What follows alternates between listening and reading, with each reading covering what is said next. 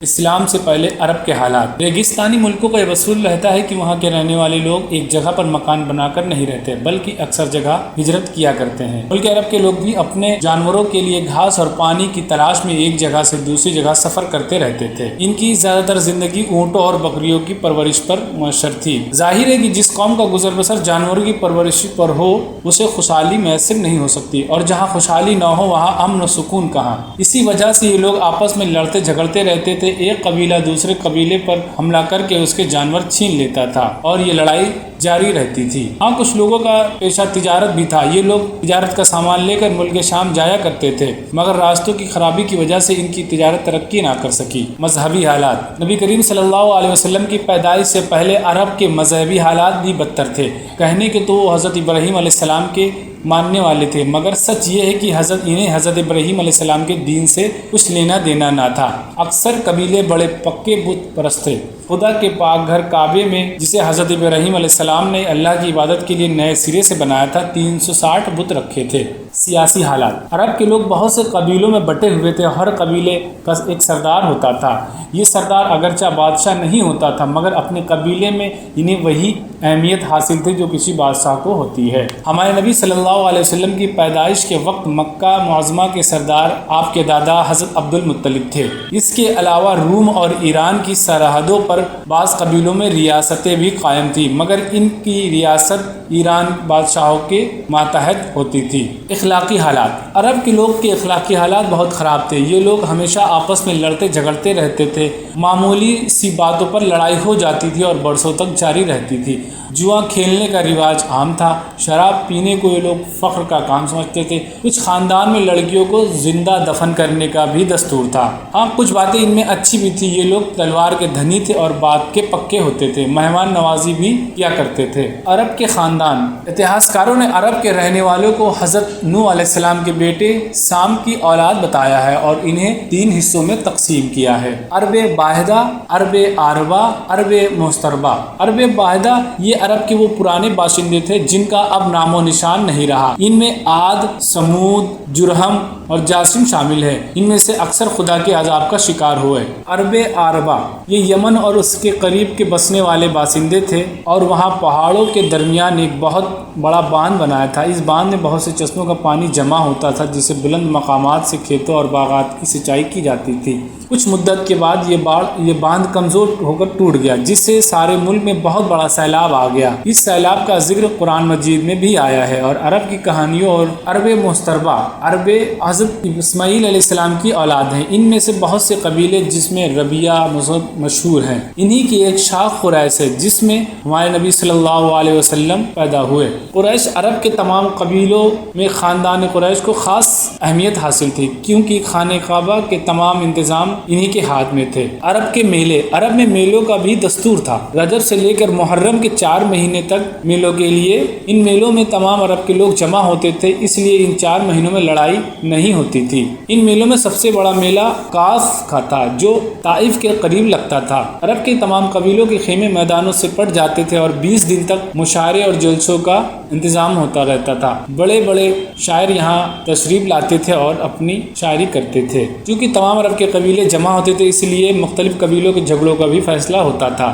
واقعہ فیل۔ اسلام سے پہلے ایک واقعہ خاص طور پر قابل ذکر ہے۔ 6 صدی میں عیسوی کے درمیان یمن کا ایک بادشاہ جس کا نام ابرہہ تھا۔ ابرہہ عیسائی مذہب کا ماننے والا تھا اور عیسائی سلطنت کے ماتحت تھا۔ ابرہہ کو عیسائی مذہب کی اشاعت کا بڑا خیال تھا، چنانچہ اس نے اپنی دارالسلطنت صنعا میں ایک عالیشان گرجا گھر تعمیر کرایا اور عرب والوں کو ترغیب دی کہ وہ خانہ کعبہ کو طواف چھوڑ کر اس گرجا گھر کا طواف کرے۔ ابرہہ کا مقصد یہ تھا کہ اس طرح عرب کے لوگوں کو عیسائی بنا لیا جائے۔ عرب کے زیادہ تر قبیلوں نے ابرہہ کا حکم ماننے سے انکار کر دیا، اس لیے وہ جل گیا اور اس نے سوچا کہ کعبے کو ہی گرا دیا جائے۔ چنانچہ وہ بہت بڑے لشکر کے ساتھ، جس میں 13 ہاتھی تھے، کعبے کو گرانے کے لیے نکل پڑا۔ ابرہہ کا لشکر مکے کے قریب پہنچا تو لشکر والوں نے مکے کا بہت سا سامان لوٹ لیا جس میں ہمارے پیارے نبی صلی اللہ علیہ وسلم کے دادا حضرت عبد المطلب کے 200 اونٹ بھی تھے۔ حضرت عبد المطلب لشکرگاہ میں ابرہہ کے پاس پہنچے۔ ابرہہ نے آپ کی بڑی تعظیم کی اور اپنے برابر بٹھایا۔ پھر آپ نے وجہ پوچھی تو حضرت عبد المطلب رضی اللہ تعالی عنہ نے کہا کہ آپ کے سپاہی میرے 200 اونٹ چھین لائے ہیں، انہیں ہمیں واپس کر دیں۔ ابرہہ نے کہا، اے سردار مکہ، مجھے تو تعجب ہے کہ تم اپنے اونٹوں کے متعلق سوال کرتے ہو مگر کعبے کے متعلق کچھ نہ کہا جسے میں گرانے آیا ہوں۔ حضرت مطلب نے جواب دیا، اے بادشاہ، میں تو اونٹوں کا مالک ہوں، لہٰذا مجھے ان کی فکر ہوئی، جو کعبے کا مالک ہوگا وہ اس کا انتظام کر لے گا۔ ابرہہ کو یہ جواب سن کر چپ ہو گیا اور حضرت مطلب کے اونٹ واپس کرنے کا حکم دیا۔ ابرہہ کے پاس سے اونٹ کو لے کر حضرت عبد المطلب کعبے کے پاس گئے اور اس کی چادر کو پکڑ کر اللہ تعالیٰ سے اس کی حفاظت کی دعا مانگی اور پھر مکے والوں کو لے کر اس کے آس پاس کی پہاڑیوں میں چھپ گئے۔ اللہ تعالیٰ نے حضرت عبد المطلب کی دعا قبول فرمائی۔ جیسے ہی ابرہہ نے مکے میں داخل ہونے کا ارادہ کیا، آسمان میں پرندوں کا ایک جھنڈ چھا گیا جن کی چونچ میں چھوٹی چھوٹی کنکریاں تھی۔ یہ کنکریاں انہوں نے ابرہہ کے فوج پر برسانی شروع کر دی۔ یہ کنکریاں کیا تھی؟ خدا کا عذاب تھا جس کے سر پر پڑتی زندہ نہ چھوڑتی تھی۔ اس کے ہاتھیوں نے اس کی فوج کو کچل ڈالا۔ ابرہہ اپنے کچھ ساتھیوں کو لے کر بھاگ کر یمن پہنچا۔ کچھ دنوں بعد وہ مر گیا۔ مکے والوں نے اس غیبی فتح کو بڑی خوشی سے منایا اور اسے کسی آنے والے مبارک واقعے کا اشارہ سمجھا۔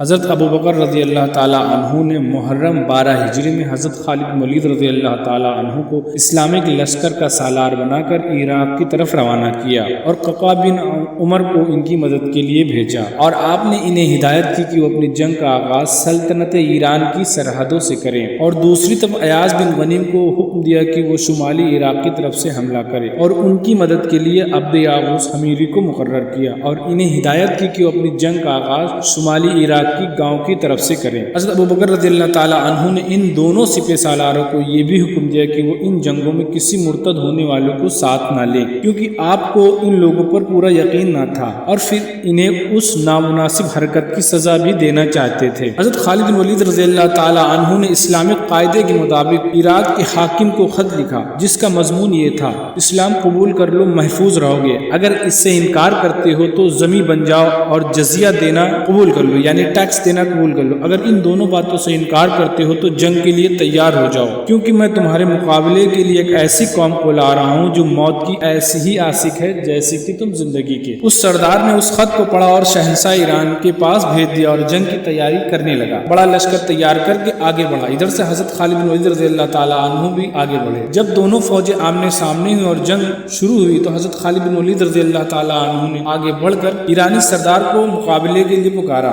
وہ آیا اور اپنے گھوڑے سے اترا۔ حضرت خالد بن ولید رضی اللہ تعالیٰ عنہ نے اسے قتل کر دیا۔ اس کے قتل ہوتے ہی ایرانی فوج بھاگ کھڑی ہوئی۔ حضرت خالد بن ولید رضی اللہ تعالیٰ عنہ نے مسنہ بن حارثہ کو ایرانی فوج کے پیچھے روانہ کیا اور دربار خلافت میں فتح کی خوشخبری بھیجی۔ شہنشاہ ایران کو جب اس شکست کی خبر پہنچی تو اس نے مسلمانوں کے مقابلے کے لیے ایک دوسری فوج بھیجی اور اس کا سردار قارون کو مقرر کیا۔ قارون نے پچھلی جنگ میں بچے ہوئے سپاہی تھے، اس کو لے کر بصرہ کے محل کے قریب پڑاؤ ڈال دیا۔ حضرت خالد بن ولید رضی اللہ تعالیٰ عنہ بھی اپنی فوج لے کر مقابلے پر پہنچ گئے۔ دونوں طرف سے فوجیں آمنے سامنے ہوئی۔ قارون کو اپنی بہادری پر بڑا گھمنڈ تھا، اس نے مسلمانوں میں سے کسی ایک بہادر کو مقابلے کے لیے پکارا۔ اسلامک فوج میں سے ایک نوجوان نکلا اور اسے قتل کر دیا۔ قارون کے قتل ہوتے ہی مسلمانوں نے ایرانیوں پر حملے تیز کر دیے۔ اس طرح ایرانی بھاگ کھڑے ہوئے۔ بے شمار ایرانی قتل ہوئے اور بہت سے بھاگتے ہوئے نہر میں ڈوب کر مر گئے اور کچھ کشتیوں میں بیٹھ کر دریا کے پار اتر گئے۔ شہنشاہ ایران کو جب اس دوسری شکست کی خبر پہنچی تو اس نے ایک بہادر